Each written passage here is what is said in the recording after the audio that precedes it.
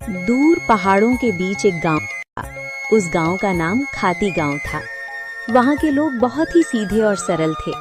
गांव के लोगों का जीवन खेती पर निर्भर था। उसी गांव में मोहन नाम का एक गरीब किसान रहता था। मोहन के परिवार में उसकी बूढ़ी माँ सरस्वती देवी, उसकी पत्नी विमला और उसका 5 साल का बेटा दीपक था। मोहन के पास थोड़ी सी जमीन थी जिसमें वो खेती करके अपने परिवार का पालन पोषण करता था। उगता हुआ सूरज दुनिया के लिए रोशनी लाता है, पर मोहन के लिए ये सिर्फ एक और दिन की जद्दोजहद लेकर आता है। फूस की छत से छनकर आती रोशनी सीधे उसकी बीमार माँ के चेहरे पर पड़ती है। मोहन, आज दीपक को क्या कहूंगी? कल रात उसे बहलाकर सुला दिया था कि सुबह उठते ही गर्मा गर्म खाना मिलेगा। अब वो जागने वाला है, चूल्हा ठंडा पड़ा है और मेरी ममता लहूलुहान हो रही है। क्या हम इतने बदनसीब हैं कि अपने बच्चे को एक वक्त की रोटी भी नहीं दे सकते? भरी आंखों से। बिमला, तुम्हारी ये खामोश सिसकियां मेरे कलेजे को चीर देती हैं। मैं किसान हूँ, धरती का सीना चीरकर अनाज पैदा करना मेरा काम है, पर आज किस्मत ने मेरा ही सीना चाक कर दिया है। जमींदार के चक्कर काट काट कर पैर के जूते घिस गए, पर वो उधार देने को तैयार नहीं। पर हार नहीं मानूंगा, आज फिर जाऊंगा।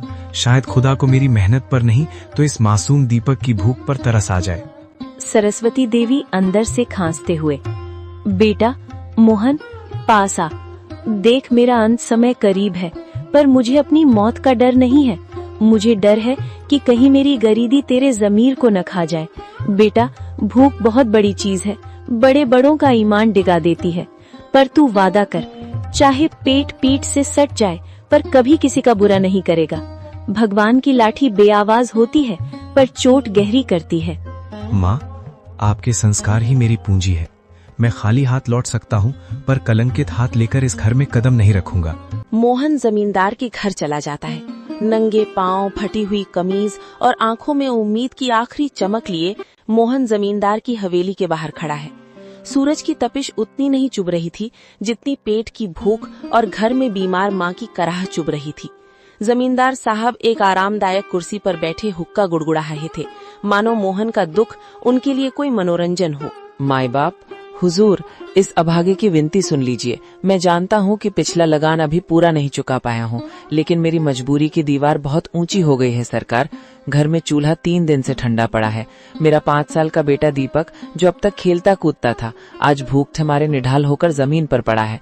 वो मुझसे रोटी नहीं मांगता सरकार, बस अपनी पथराई आंखों से मुझे देखता है और उसकी वो खामोश नजरें मेरे कलेजे को छलनी कर देती हैं। मोहन, ये हवेली जज्बातों से नहीं, हिसाब किताब से चल